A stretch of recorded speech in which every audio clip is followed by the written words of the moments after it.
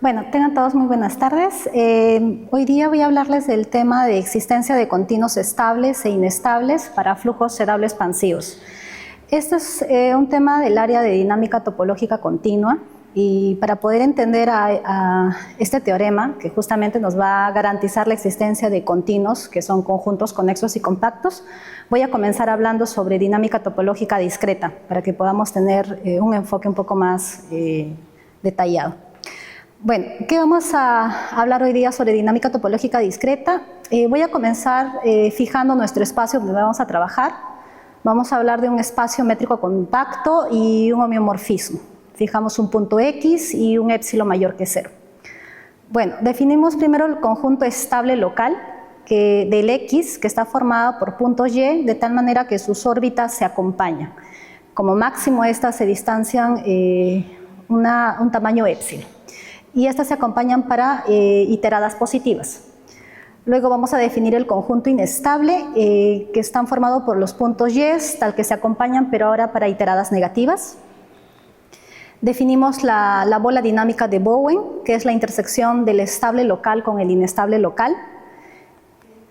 Y aquí decimos que un homeomorfismo es expansivo si existe un épsilon tal que la bola dinámica del X es exactamente el punto X, ¿okay? Para todo X que está en el espacio métrico. En otras palabras, la expansividad lo que nos está diciendo es que si yo tengo dos puntos distintos, en algún momento estas dos se van a tener que distanciar, ¿ya? Por eso me dice que la bola dinámica solamente está formada por ese punto.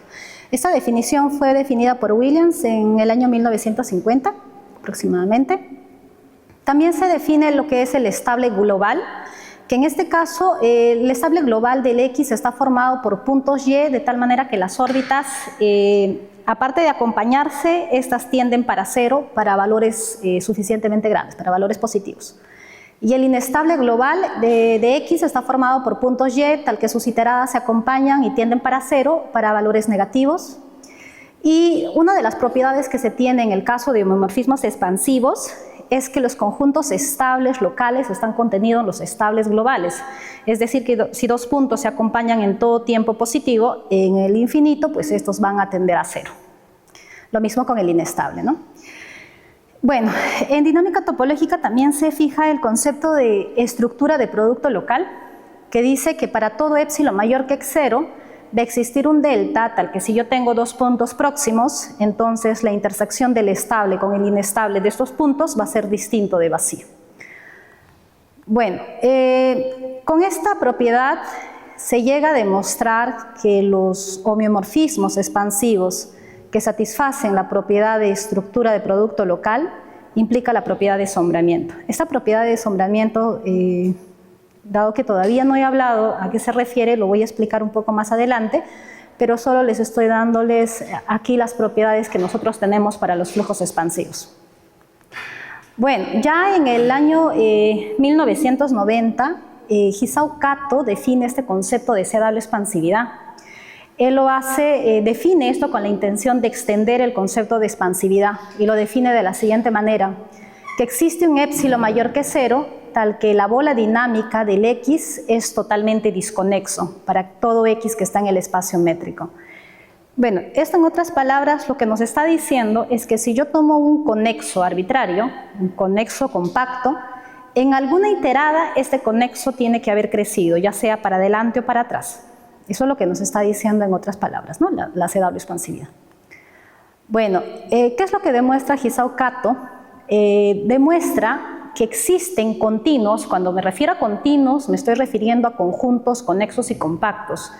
Entonces, demuestra que justamente los conjuntos conexos y compactos están contenidos en los estables locales. Y también que además su tamaño de esos conexos tienen tamaño uniforme, o sea, su diámetro de ese conjunto CS de épsilon pues tendrá un tamaño delta y también el otro CU de épsilon. ¿Ya? Eso es lo que llega a demostrar Hisao Kato. Y de hecho, esa conclusión de ese teorema que les he puesto hace poco, esta de acá, es lo que nosotros queremos demostrar para el caso de flujos.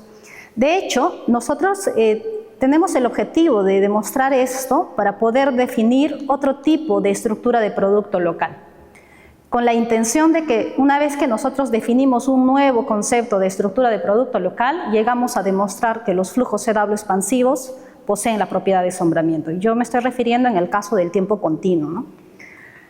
Bueno, listo.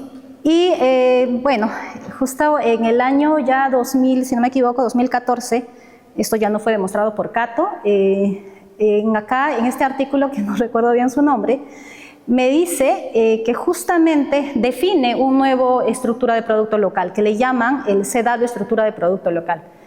Y esto es un concepto un tanto más fuerte, puesto que me pide que si yo tengo dos puntos suficientemente próximos, ahora se van a intersectar las componentes estables e inestables. Solo para dejar ahí en claro, este CS de épsilon representa la componente estable del conjunto estable, y el CU de épsilon representa el componente estable del inestable, del conjunto inestable local.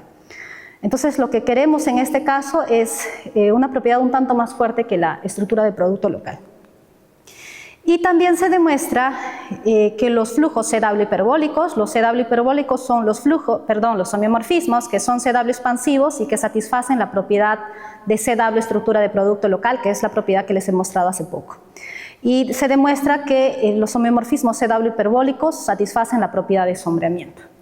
Teniendo todo esto en cuenta, nuestro objetivo, como les dije, en el caso de flujos, era tratar de llevar estas propiedades que lo tenemos en el caso de tiempo discreto para el caso continuo. Bueno, acá solo para terminar esto de la parte del tiempo discreto, tenemos estas implicancias que ya se tiene definido. Por ejemplo, ahí comenzamos que la expansividad más sombreamiento implica la n expansividad más sombreamiento, son distintos tipos de expansividad que se define, y llegamos finalmente que también esto implica la CW expansividad más la propiedad de sombramiento, que está justamente en la parte final de la implicancia, ¿no? Nosotros llegamos a obtener, o ya se llega a obtener, todas esas propiedades que se están mostrando ahí. Todo esto aún no se tiene hecho en el caso de flujos, y pues eso fue nuestro objetivo, y en particular de este trabajo que les estoy mostrando. Bueno, ¿qué tenemos en dinámica topológica continua? Bueno, en dinámica topológica continua vamos a fijar primero un flujo definido en un espacio métrico.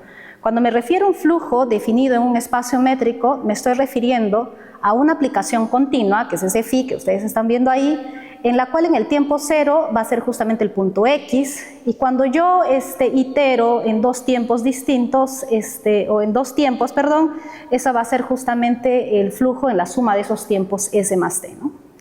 Bueno, a eso nos referimos nosotros en un flujo en un espacio métrico, y bueno, nosotros fijamos con este nombre que le llamamos geométricamente estable, lo denotamos con doble S, para poder diferenciar con el otro conjunto estable cinemático, que ya les explico de aquí a poco. El conjunto estable geométrico está formado por puntos Y, tal que existe un alfa que pertenece a la reparametrización del R. Cuando yo me refiero a reparametrización, en este caso estamos fijando que el alfa va a ser continua y que en el tiempo cero justamente va a ser el piso punto cero. Tal que el X y el Y se van a acompañar. Acá hay que tener cuidado de que lo que estamos tomando aquí es el Y que va caminando con una reparametrización, ¿no? Va acompañando con una reparametrización. Y estos se acompañan para tiempos positivos.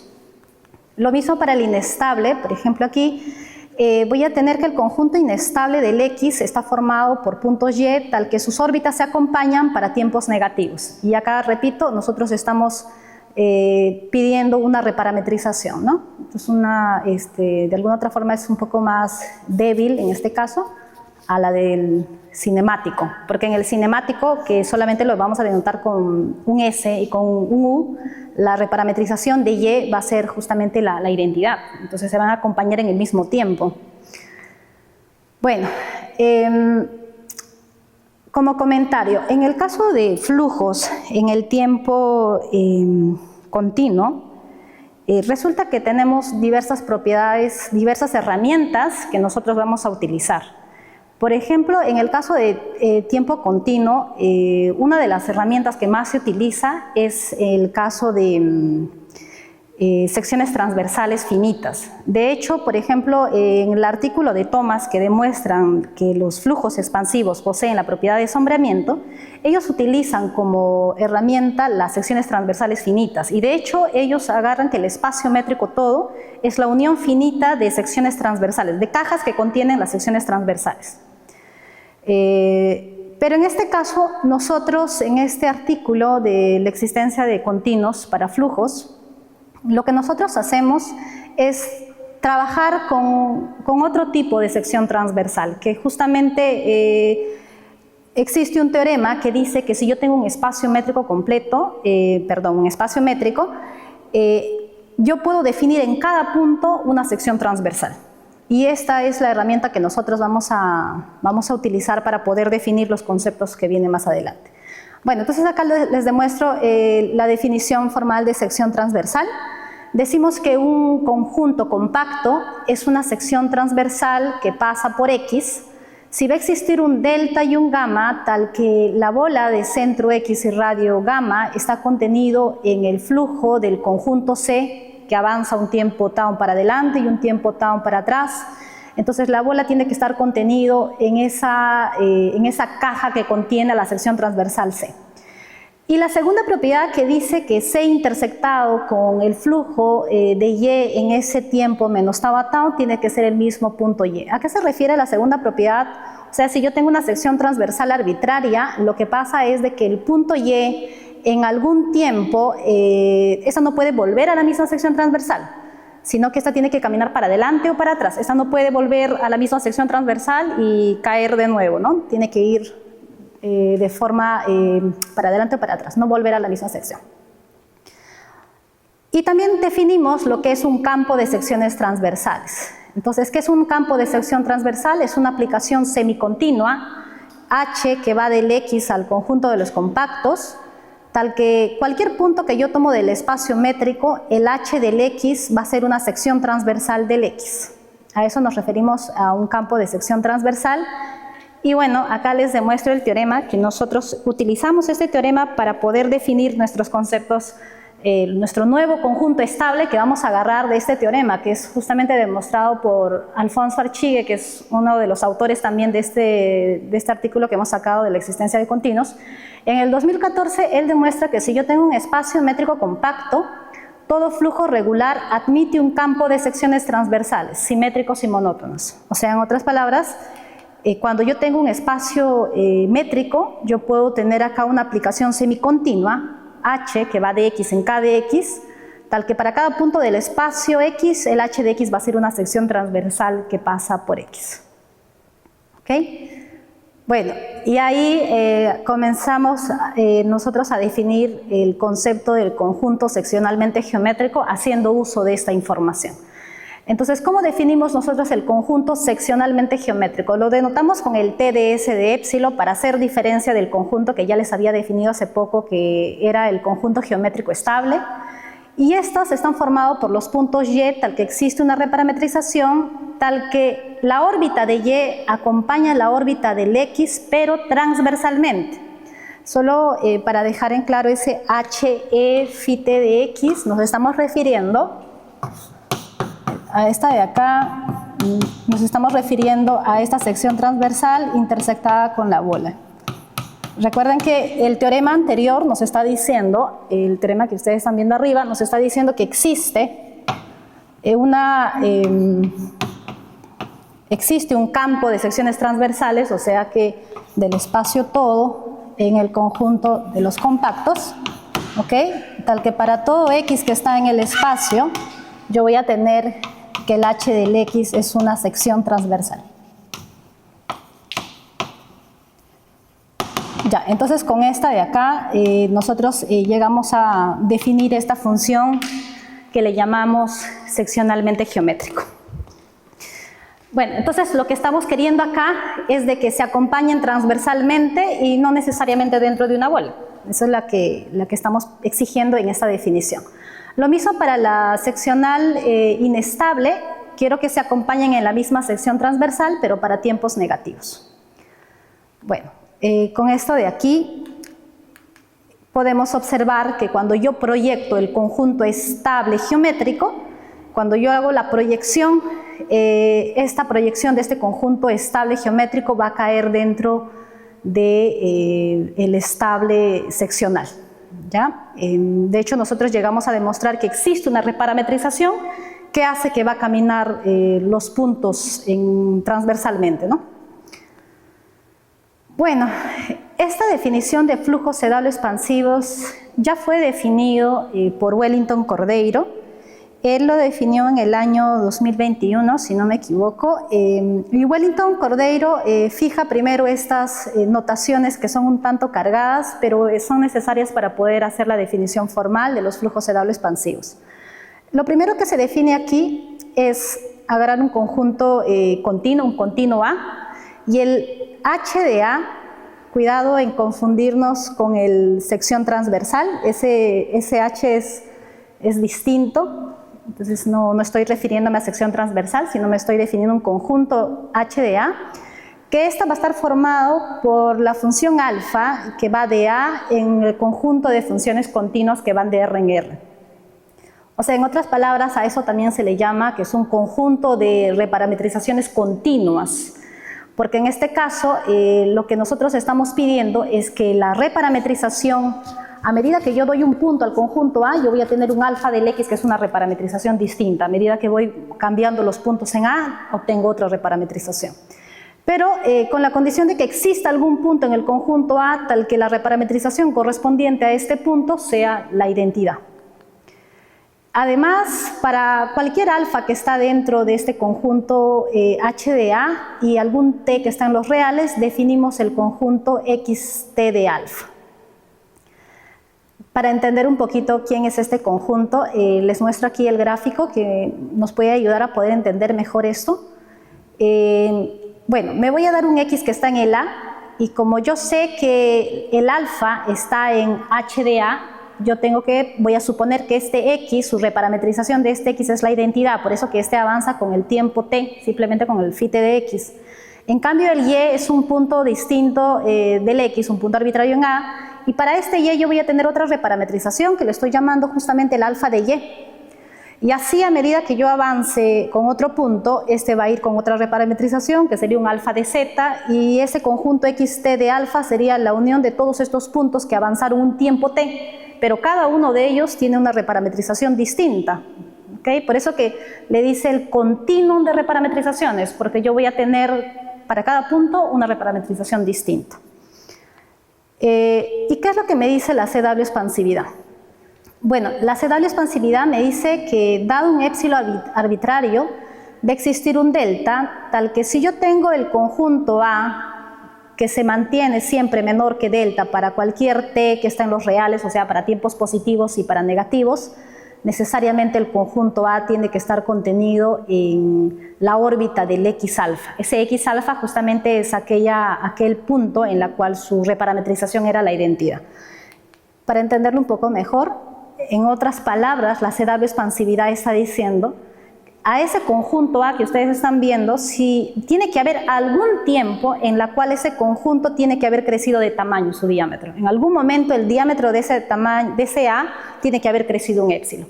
Porque si no creciese ese conjunto A, ¿qué pasaría? Pues esta conclusión, que si no crece, el A tiene que estar contenido dentro de la órbita de un punto. ¿Ok? Bueno, ¿qué más?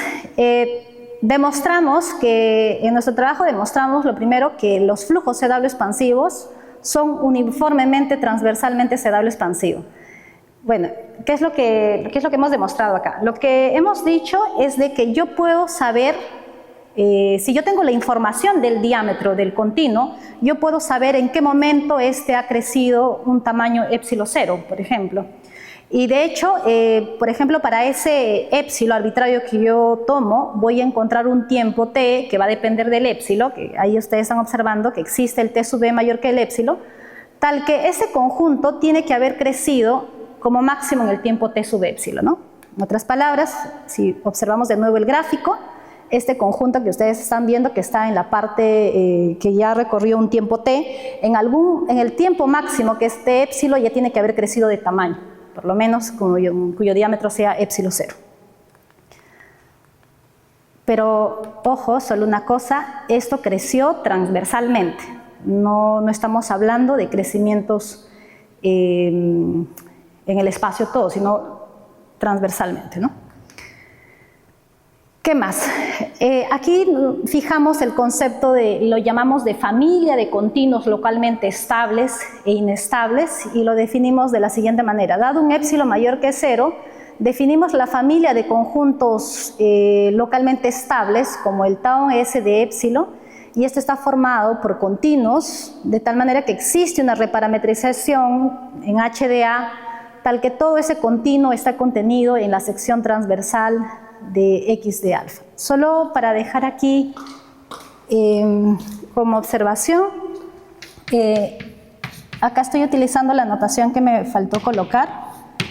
Recuerden que nosotros habíamos definido este conjunto, solo para dejar en claro que esto era la unión de los alfa y de t del punto y, ¿no? Donde y pertenece a A.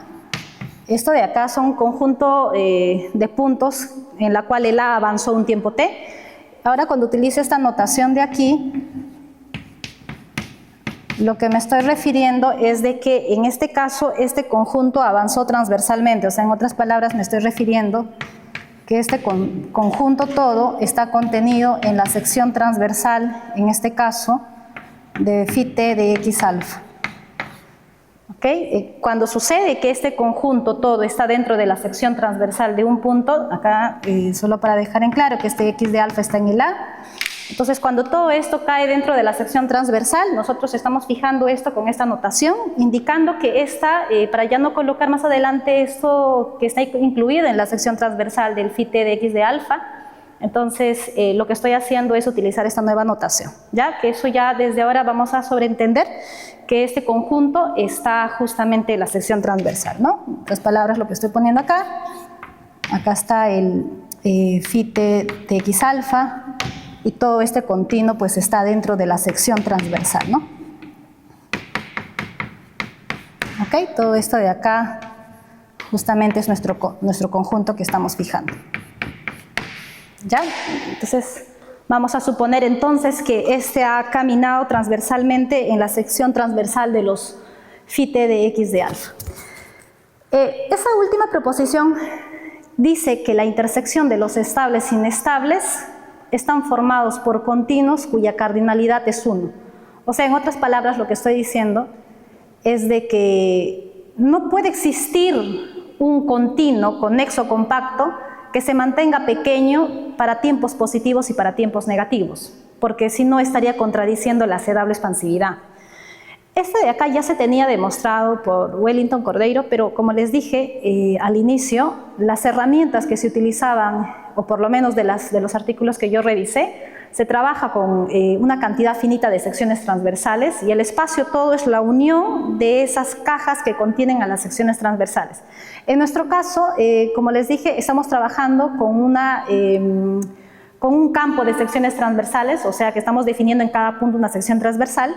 Y en nuestro caso, ese tipo de definiciones que nosotros trabajamos ahora, como por ejemplo la familia de continuos localmente estables e inestables, nos ha ayudado a que las demostraciones de estas propiedades sean bastante sencillas. Ya no tenemos ese problema de siempre proyectar en secciones transversales finitas, puesto que acá ya tenemos sección transversal en cada punto. Entonces nuestro trabajo se reduce a un problema un tanto más sencillo.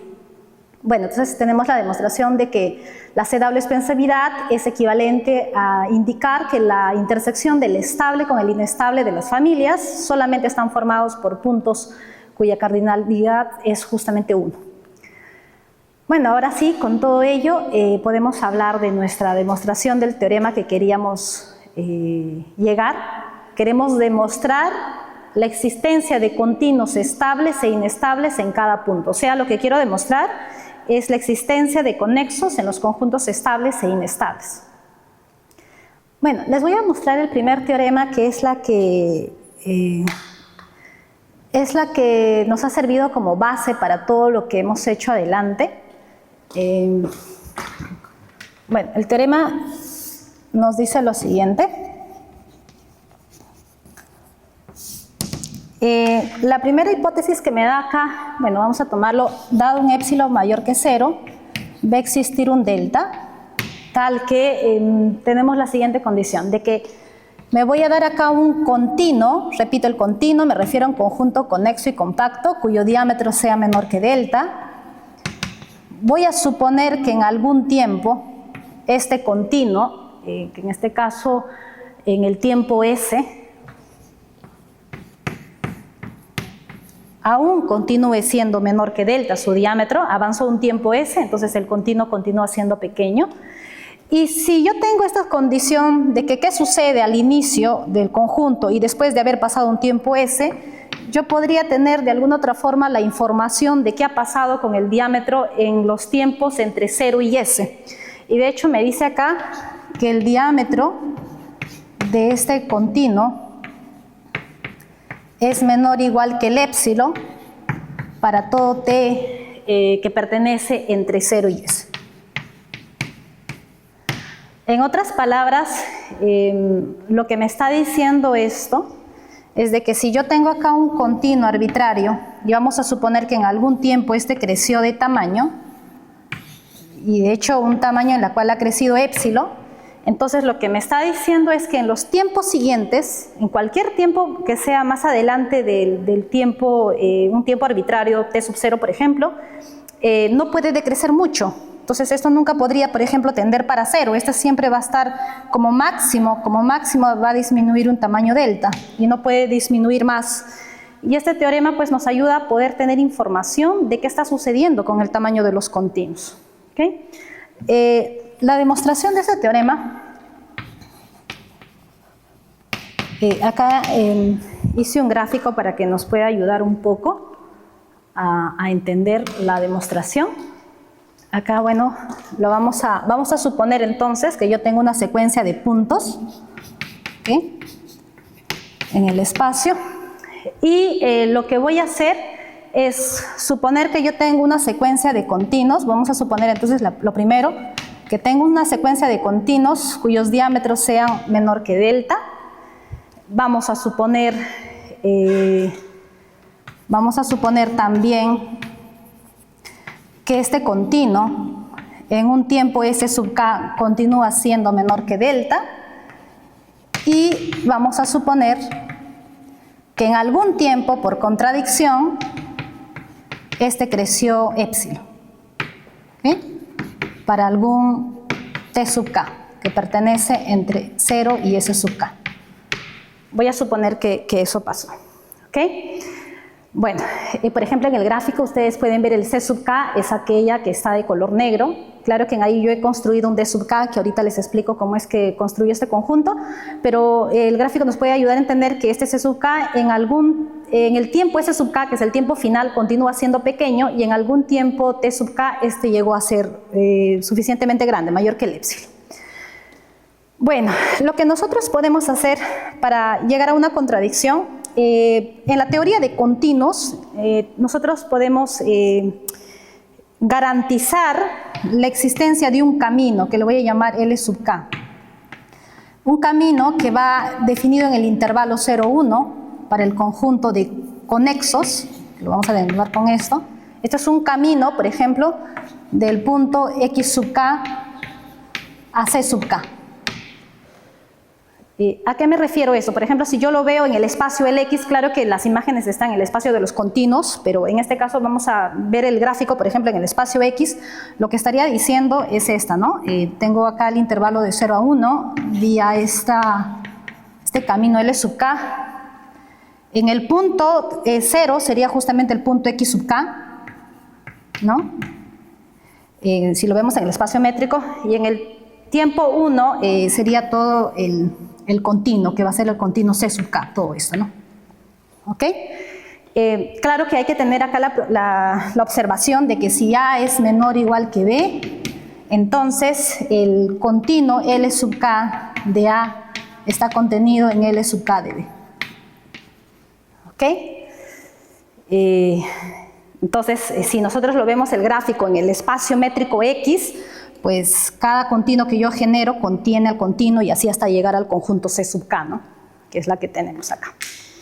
Ya, entonces, si yo sé que justamente el C sub K, que es el continuo todo, en algún tiempo creció épsilon, entonces lo que yo podría afirmar es que existe un A sub K que está en este intervalo 0,1. Recuerda que estos caminos lo estoy definiendo para cada continuo, ¿no? Entonces defino un L sub K para un C sub K y en este caso el K está variando. Entonces va a existir un A sub K que está entre 0 y 1, tal que el LK de A sub K tiene la propiedad siguiente, tal que podría afirmar, por ejemplo, que el supremo de los diámetros de los phi alfa sub K de T de este continuo que va a ser el L del A sub K, yo puedo afirmar para el T que está entre 0 a S sub K, yo puedo demostrar que este supremo de este conjunto es justamente el épsilon. Puedo garantizar que existe un A sub K que está en ese intervalo, tal que justamente el diámetro, el supremo del diámetro de esos continuos sea exactamente el épsilon. Porque por lo menos yo ya sé, pues ya sé que todo el continuo C sub K creció mayor que el épsilon. ¿Okay? Entonces, con esto yo puedo definir mi subcontinuo. Entonces, D sub K, que es justamente, ¿quién va a ser el D sub K? Este continuo que obtenía aquí. Puedo observar primero que esto es un subconjunto del C sub K, que este es justamente el gráfico que ustedes están viendo acá. Y este conjunto D sub K tiene las siguientes propiedades, ¿no? Lo primero, yo puedo afirmar que los phi de alfa sub K de T de este D sub K es menor o igual, en este caso, que el épsilon para todo T que está entre 0 a S sub K. Porque acá estoy agarrando el supremo y yo estoy diciendo que en todos estos tiempos estos van a ser menores o iguales que el épsilon. Y va a existir específicamente un tiempo entre 0 y SK, que lo estoy llamando acá en el gráfico, le estoy llamando el R sub K. Existe un R sub K que está en este intervalo, tal que justamente en ese tiempo este conjunto, el diámetro, perdón, acá me faltó, el diámetro, ¿no? Tal que el diámetro de este conjunto sea exactamente el épsilon. Y eso es lo que están viendo ahí el gráfico. El D sub K hasta el tiempo S sub K va a ser menor que el épsilon, pero exactamente en el tiempo R sub K el diámetro va a ser exactamente el épsilon. ¿Ya? ¿Con esto qué ganamos? Con esto ganamos una secuencia de continuos que justamente en estos tiempos R sub K tienen un diámetro uniforme. Por ende, ahí si ustedes observan el gráfico, lo que voy a hacer es aplicar el límite de esas secuencias de color azul que está ahí, que lo llamamos D, ¿no? Entonces, finalmente, lo que nosotros estamos haciendo, voy a borrar ahí la pizarra.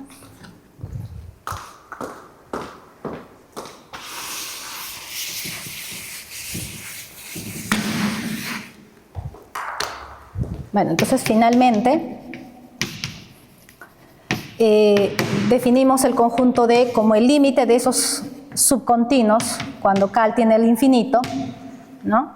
Y pues obviamente el diámetro de este conjunto va a ser el épsilon, porque ya hemos visto que estos tienen diámetros que son justamente el E, ¿no? Y este D podemos ver que contradice la C-doble expansividad. Porque, primero, se puede demostrar que esos R sub K, ahí como observación, esta partecita de acá, estos R sub K yo sé que son tiempos que están entre 0 y S sub K, y se puede demostrar acá, no voy a hacer acá la demostración, que los R sub K tienden para el más infinito, y además que en los tiempos S sub K menos el R sub K también tienden para el más infinito. O sea que cuando yo al D lo itero para valores T positivos para el más infinito, esto va a caer como máximo en el conjunto donde está pues el tiempo S sub K. Y para atrás también va a continuar siendo pequeños, o sea, tanto para adelante y para atrás ese conjunto D aún va a ser pequeño. ¿Y eso qué cosa pasa? Pues contradice la CW expansividad, porque ya dijimos que en la CW expansividad los únicos continuos que tanto para adelante y para atrás se mantienen menores que el épsilon son justamente puntos, pero en este caso hemos demostrado que yo tengo un continuo con diámetro épsilon que hace que se mantenga pequeño en todo tiempo. ¿Okay? Y eso sería la contradicción del teorema. Bueno, entonces, la otra conclusión, lo único que tendría como conclusión aquí es de que yo puedo obtener la información de en qué momento crece el continuo. Ahí, por ejemplo, me estoy dando un t arbitrario y estoy diciendo que va a existir para ese t un k que depende del t, de tal manera que si yo me doy un continuo cuyo diámetro es mayor que t, entonces en el tiempo k ya tiene que haber crecido, ya sea para adelante o para atrás, el conjunto ya tiene que estar lo suficientemente grande, ¿no? En este caso mayor que delta. La otra propiedad que tenemos acá es que los conjuntos que están en los estables en el infinito tienden a cero sus diámetros, o sea que los continuos cada vez van a estar siendo más pequeños cuando t tiende para el más infinito. ¿Okay? La otra definición que tenemos aquí es el punto estable. Nosotros decimos que un punto X es estable si para todo épsilon mayor que 0 va a existir un delta tal que el conjunto estable del X va a estar contenido en el conjunto estable transversal de X. La asintóticamente estable es la misma definición de estabilidad, solo que vamos a pedir que las órbitas no solamente se acompañen, o sea que el máximo de distancia sea épsilon, sino que con el tiempo estas tiendan para 0. La asintóticamente estable nos va a pedir eso. ¿Qué demostramos nosotros? Pues que los flujos CW expansivos sobre un peano continuo me refiero que sea conexo y localmente conexo, dice que si un punto es estable, entonces todos los puntos que están alrededor del punto X y que están justamente en la sección transversal también van a ser puntos estables, ¿no? A lo que me estoy refiriendo aquí, estamos diciendo de que si el punto es estable, entonces cualquier punto que esté en la sección transversal de radio delta también va a ser estable. Entonces, de alguna otra forma voy a tener información de qué está sucediendo con los puntos que están alrededor del X. Bueno, ahí les muestro la definición de omega límite para el caso de flujos. El omega límite de X está definida de la siguiente manera. Un punto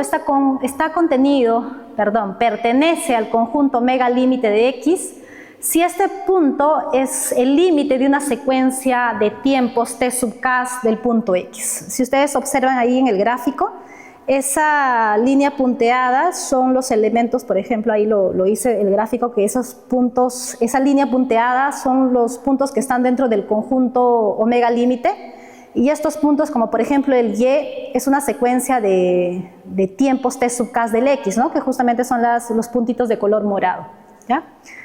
Y decimos que un punto es recurrente si el X está dentro de esa línea punteada. Eso es lo que me está diciendo el concepto de recurrente. ¿Y qué hemos demostrado nosotros? Bueno, lo que hemos demostrado es de que los flujos CW expansivos definidos en peano continuos tiene la siguiente propiedad, de que si yo agarro un punto recurrente y estable, entonces necesariamente tiene que ser periódica. Bueno, esa un poquito para hablarles acá rápido del teorema. Entonces, el teorema dice punto estable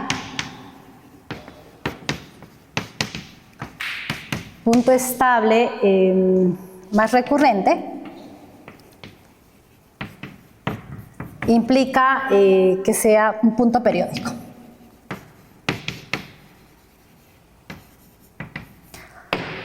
¿Ok? Ya. Bueno, ¿cómo comenzamos acá? Simplemente acá les pongo una observación que me faltó decirles, que en el caso que yo tengo un espacio que es peano continuo, o sea, conexo y localmente conexo, yo puedo garantizar la existencia de un campo de secciones transversales X, recuerden que el espacio métrico implicaba la existencia de un campo de secciones transversales en el espacio todo, pero en este caso yo voy a garantizar que existe un campo de secciones transversales y que caigan justamente en continuos, o sea que cada punto que esté aquí, el h de x sea un conexo, ¿no? ¿Ok? Aparte de la sección transversal tiene que ser conexo. Y como es estable, quiere decir pues que existe un delta mayor que 0, tal que este H delta del X está contenido en el estable local del épsilon. Eso es la definición de estabilidad, lo que les estaba diciendo hace poco. Y además, como esto es un continuo, ¿por qué es continuo? Porque justamente el hecho de que sea plano continuo me dice que estos sean conexos. Entonces, como esto está en el estable, en el infinito eso tiene que tender a 0. Entonces, si ustedes ven el gráfico, ese HR de X, que es la sección transversal mayor, cuando avanza el tiempo, cae en esa sección transversal morada. Y justamente es una sección más pequeña, porque como les dije, esta de acá tiene que tender para 0, ¿no? Pero, ¿por qué es que cae dentro de la misma sección transversal? Porque esta que no va para adelante, puesto que estamos diciendo que el X es un punto recurrente. Y recurrente quiere decir, pues, que estas están aproximándose por una secuencia de los phi t sub k del X, ¿no? Por eso que va a caer dentro o cercano a la sección transversal del X. Y entonces, como les decía, como esto es un conjunto, un continuo que está en el estable, pues nosotros sabemos que el límite del diámetro de esta de acá es igual a 0, ¿no? Cuando t tiende para el más infinito. Y entonces, a medida que pasa el tiempo, esta va a estar cayendo, siendo una sección transversal cada vez más pequeña, y lo que nosotros vamos a hacer simplemente es intersectar todas estas secciones transversales, y la intersección justamente es ese punto Y que les estoy poniendo.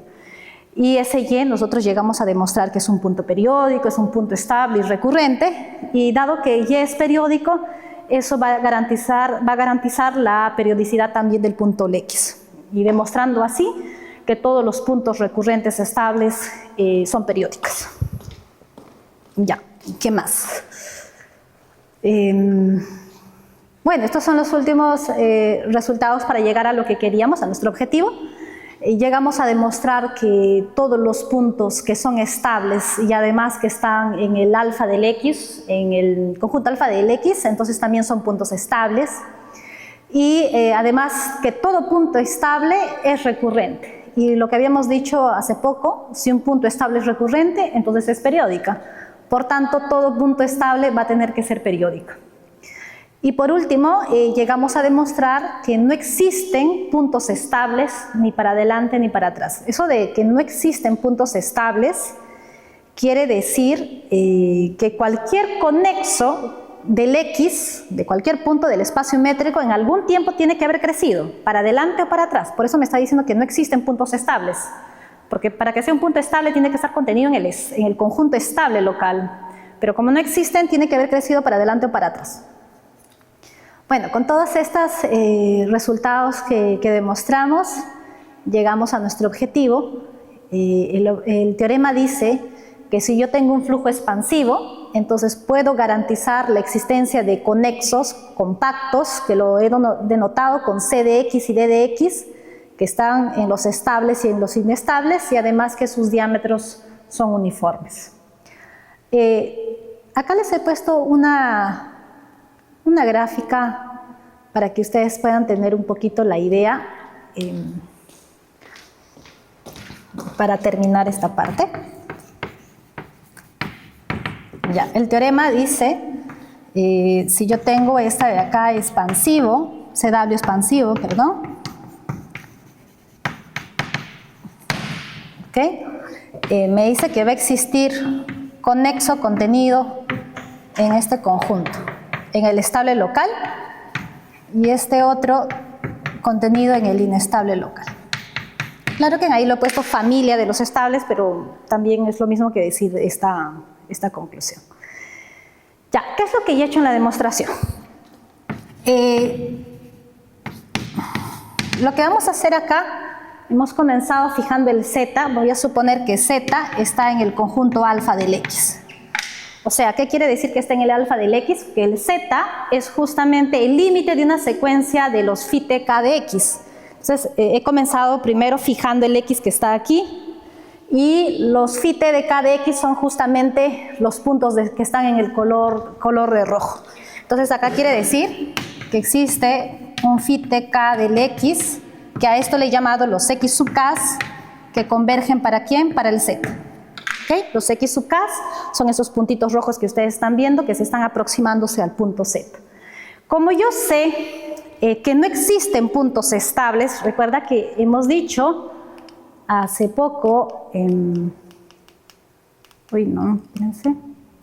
aquí, hemos dicho que no existen puntos estables. ¿Y eso qué quiere decir?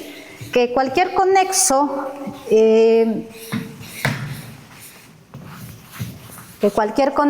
estable tiene que crecer para adelante, ¿no? ¿Okay? No existen puntos estables. Entonces, a ver, espérese. Ya, aquí. Entonces, lo que nosotros estamos haciendo es, como no existen puntos estables,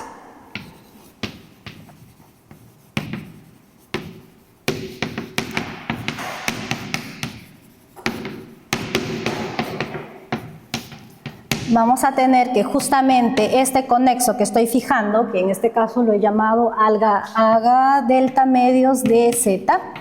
Entonces, este conjunto que ustedes están viendo acá debe existir algún tiempo t sub 0, que en este tiempo t sub 0, este tiene que haber crecido mayor que el épsilon. ¿Ok? Porque no existe, pues, puntos estables. Y justamente pueden ver la sección mayor, es el continuo que haya crecido para adelante.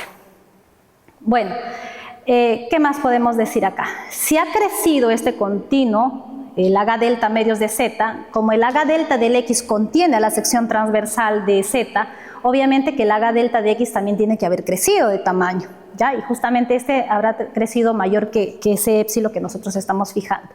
Y aquí vuelve un poco la idea del teorema que expuse hace poco, de que si este ha crecido mayor que el épsilon, yo puedo generar un subcontinuo, que en este caso lo he llamado el C sub K, que justamente en algún tiempo va a crecer épsilon, y justamente el subcontinuo es este C sub K que está de color celeste, que en el tiempo S sub K creció de tamaño épsilon, y justamente cuando llega al tiempo T sub K vuelve a ser el D sub K.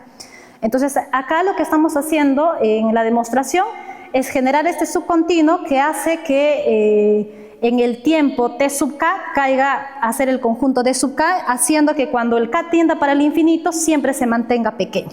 Entonces necesariamente este c sub k que ustedes están viendo aquí va a ser aquel continuo en la cual primero sus diámetros son menores que el épsilon, y además el diámetro de los phi alfa k de los c sub k en estos t sub k se mantengan pequeños para todo t sub k, ¿no?